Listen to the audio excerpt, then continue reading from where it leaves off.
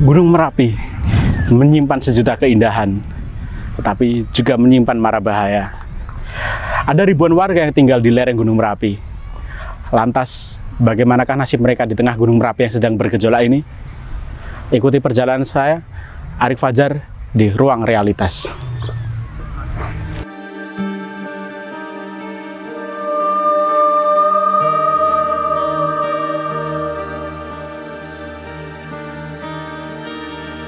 Baik, saat ini saya sudah bersama Pak Arjo, salah satu warga Dusun Ngerangkah, ya Pak. Ya. Salah satu desa tertinggi paling tinggi di Merapi, paling dekat dengan Merapi ya Pak.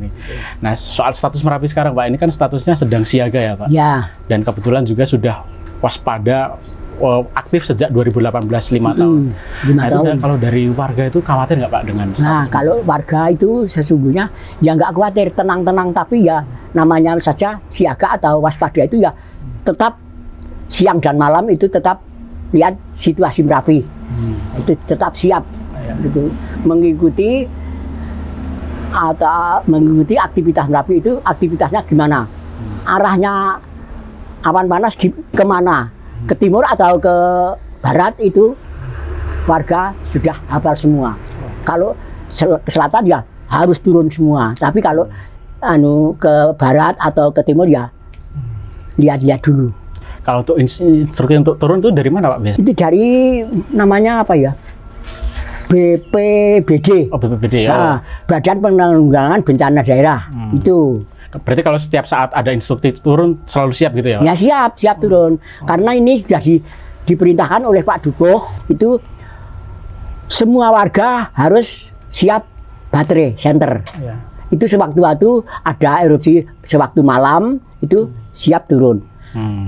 Ada lagi dari BPBD itu harus menyiapkan tas siaga namanya. Tas siaga. Tas siaga itu apa gunanya? Gunanya itu untuk menempatkan atau barang-barang yang beragam, misalnya surat-surat apa saja, selain uang itu gak uang tiap hari disaku toh. Yeah. Kalau surat-surat itu di tas itu, kalau sudah ada instruksi turun itu yang paling penting, kalau malam bawa senter, kalau nggak malam ya tas siaga itu harus siap diangkat, itu paling pertama itu. Gitu. Kalau soal status Merapi Pak, ini kan udah 5 tahun ya Pak aktif. Nah biasanya ini berbeda nggak Pak situasi Merapi 5 tahun terakhir ini dengan yang dulu puluhan tahun yang lalu? Oh, beda Mas, beda. Kalau sekarang itu Mas, mau ada erupsi Merapi itu guguran lava itu terus menerus. Tapi kalau dulu itu nggak ada Mas. Nggak ada. Sebelum 2010 itu tahu-tahu sudah berat gitu. Tapi ya itu saya bilang tadi, dulu itu aman Mas, tenang. Karena ada hujan abu yang lebat sekali, saya kena abunya nggak apa-apa, nggak panas itu Mas. Kalau yang sekarang tidak ada apa-apa, tahu-tahu udah meninggal itu karena awan panas itu bersamaan angin. Ya toh? Yeah. Nah, angin itu lebih cepat lagi itu. Maka dari itu kalau sana sudah guru sudah ada suara gemuruh itu harus waspadalah. Bapak kan selama ini udah tinggal dari sini sejak lahir ya Pak? Iya. Warga asli Dusun Ngerangkah ya Pak? Nah ini udah berapa kali Pak mengalami letusan, dan yang paling parah itu letusan tahun berapa Pak itu? Yang paling parah seingat saya, sepanjang pengetahuan saya itu ya 2010 itu Mas. 2010 ya? Iya. Dulu itu ya 2 tahun, 3 tahun, 5 tahun itu ada lahar Merapi itu, awan panas itu. Tapi ya itu, saya bilang nggak ada korbannya, nggak ada korban. Sudah 13 tahun sejak Gunung Merapi terakhir meletus dengan dahsyat pada 2010. Warga lereng Merapi masih ingat betul bagaimana mereka harus mengungsi meninggalkan rumah, sawah, dan ternak mereka yang terancam oleh lahar, abu, dan awan panas. Pada peristiwa itu, banyak yang kehilangan sanak saudara, teman, dan harta benda akibat erupsi tersebut. Erupsi Gunung Merapi ini mengakibatkan 277 orang meninggal di wilayah daerah istimewa Yogyakarta dan 109 orang meninggal di wilayah Jawa Tengah. Namun meski kondisi Gunung Merapi tidak terprediksi dan selalu dalam status siaga selama 3 tahun terakhir, mereka tidak punya pilihan selain kembali ke kampung halamannya. Ini soal Merapi Pak, status Merapi kan saat ini sudah siaga selama 3 tahun ya. Kemarin juga terakhir ada erupsi juga di Magelang ya Pak. Untuk di daerah Sleman sendiri Pak, di daerah di rencana evakuasi dari tim SAR bagaimana Pak? Terima kasih. Untuk tim SAR ini kan kita set and rescue ya, pertolongan dan pencarian. Kalaupun kita persiapan dengan warga, kita sudah membuat jalur evakuasi untuk evakuasi warga yang ada di wilayah Sleman.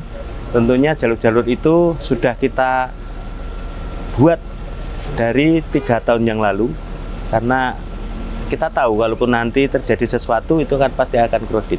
Jalur yang sudah kita buat, kita sepakati bersama, itu sudah kita sebarkan dengan rekan-rekan SAR DIY, biar mereka tahu apapun yang akan kita lakukan, apapun yang akan kita bantu dengan masyarakat.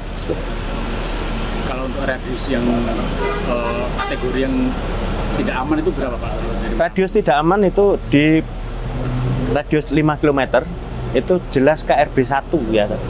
KRB 3 itu daerah radius yang tidak aman, terutama adalah wilayah Turgo, itu wilayah Kaliurang, itu kan radius mereka itu di bawah, istilahnya di 6, sekian. Itu daerah yang tidak aman bagi kalaupun terjadi letusan. Namun kita tetap akan bekerja sama dengan masyarakat bahwa untuk penanggulangan bencana ini adalah tugas kita bersama, biar mereka tahu bagaimana bahayanya Merapi, bagaimana mereka bisa mandiri untuk evakuasi. Kalau untuk yang posko pengungsian udah disiapkan belum Pak? Untuk posko-posko kita sudah ada ya, titik-titik posko, istilahnya itu barak-barak pengungsian. Di Sleman itu sudah tersedia barak-barak pengungsian yang di dekat-dekat wilayah mereka untuk mengungsi. Contohnya kalau di Nglagarjo itu mereka sudah punya barak pengungsian yang ada di wilayah kelurahan, itu ada barak pengungsian.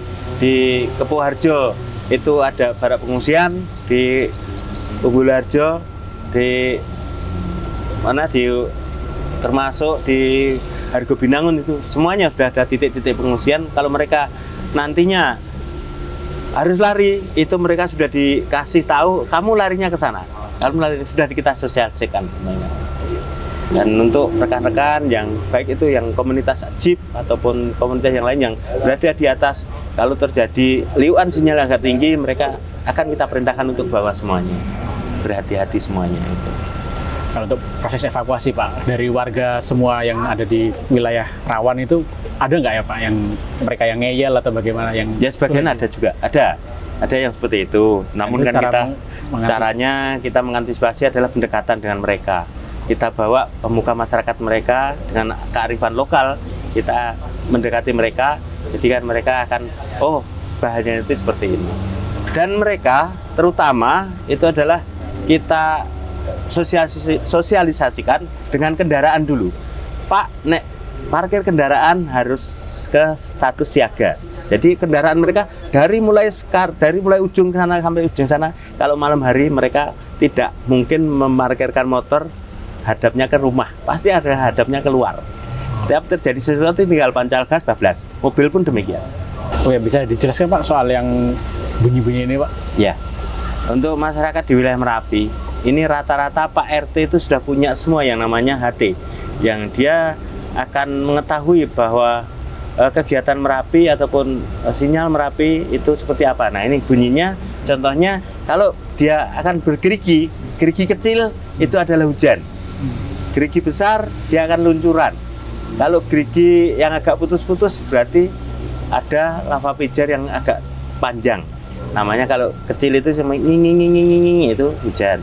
Kalau sudah wiu kayak mobil naik tanjakan tapi tidak kuat, nah itu perlu dihati-hati. Warga sudah tahu semuanya dan warga sudah paham dengan adanya sinyal itu.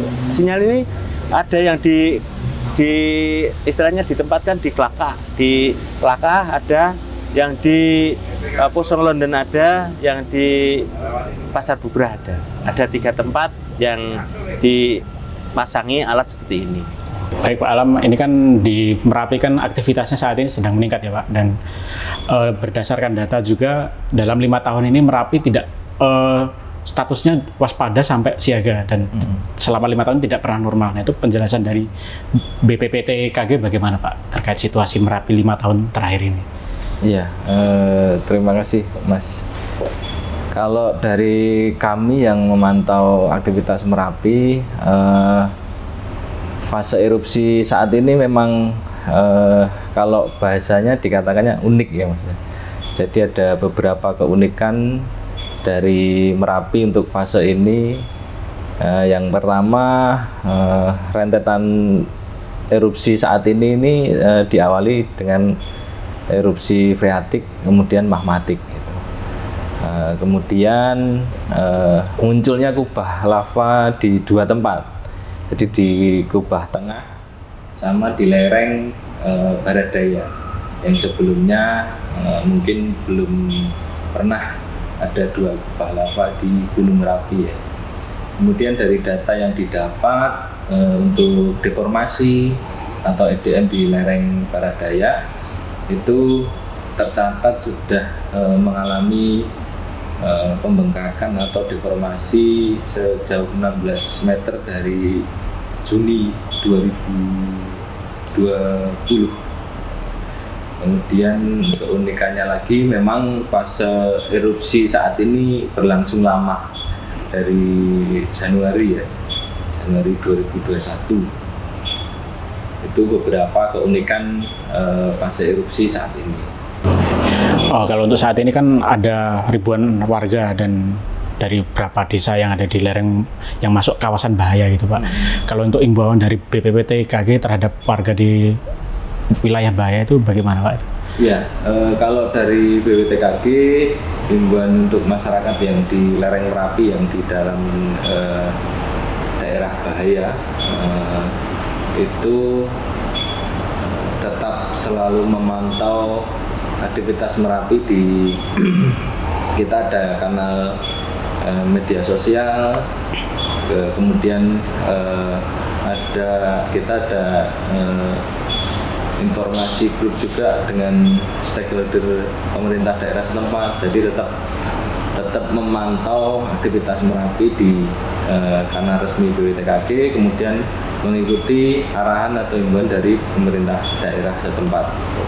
Misalnya dari BPBD, dari pemerintah daerah, dari pemerintah desa.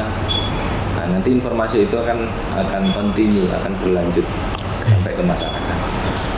Kini pihak BPPTKG dan tim SAR menjadi tim yang selalu siaga untuk mengevakuasi dan menginformasikan ke warga jika Merapi mulai memberi tanda akan erupsi. Edukasi terkait mitigasi bencana sudah dilakukan, dan kini warga sudah siap dengan tas siaga dan mengetahui jalur evakuasi jika erupsi sewaktu-waktu terjadi. Sudah 5 tahun warga lereng Merapi menghadapi gejolak gunung api paling aktif di Indonesia. Dari yang awalnya takut menjadi terbiasa. Saat ini Merapi masih membara dengan tim SAR yang terus siaga. Tidak ada yang tahu sampai kapan. Satu hal pasti, janji Merapi perlu diawasi.